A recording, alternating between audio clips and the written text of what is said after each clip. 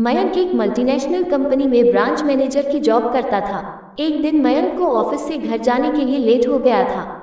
सर्दी की मौसम होने के कारण रात भी जल्दी हो गई थी। ठंड भी बहुत शुरू हो चुकी थी। रास्ते में चलते चलते मयंक को अचानक एक आवाज सुनाई दी, रुक जाओ। मयंक वहीं पर ही रुक गया और पीछे मुड़ के देखा, लेकिन पीछे कोई भी नहीं था। फिर से वही आवाज सुनाई दी, सामने देखो। जैसे ही मयंक ने सामने देखा तो उसे जमीन पर कुछ चमकती हुई चीज दिखाई दी।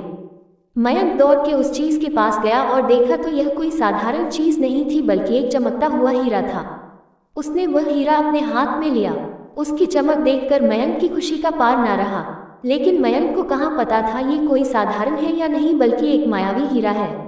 अचानक उस हीरे में से आवाज आई, अगर तुम्हें और हीरे चाहिए तो इस जमीन को खोदो। इस जमीन के नीचे बहुत सारे हीरे हैं। मयंक खुश हो गया। उसने उस हीरे को अपनी जेब में डाला और जमीन खोदना शुरू किया। करीबन 2 फीट खोद काम करने के बाद अचानक मयंक डर के मारे चिल्लाने लगा। इसके कारण उसका संतुलन खो गया और जमीन पर गिर पड़ा, क्योंकि उस गड्ढे में से हीरे मोती नहीं बल्कि किसी इंसान का कटा हुआ सर मिला। अचानक वह सर हवा में उड़ने लगा और बोला, डरो मत, मैं तुम्हें कोई हानि नहीं पहुंचागा। मैं तुम्हें बहुत सारे हीरे जवेरात भी दूंगा। बस मेरी बात ध्यान से सुनो, मैं जहां जाता हूं वहां मेरे पीछे आओ। फिर वह सिर हवा में उड़ा और जंगल की ओर बढ़ने लगा। करीबन 1 किलोमीटर चलने के बाद वह सिर रुक गया। मयंक भी रुक गया।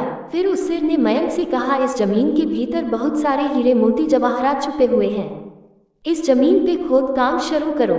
मयंक खुश हो गया और उस जमीन को खोदना शुरू कर दिया।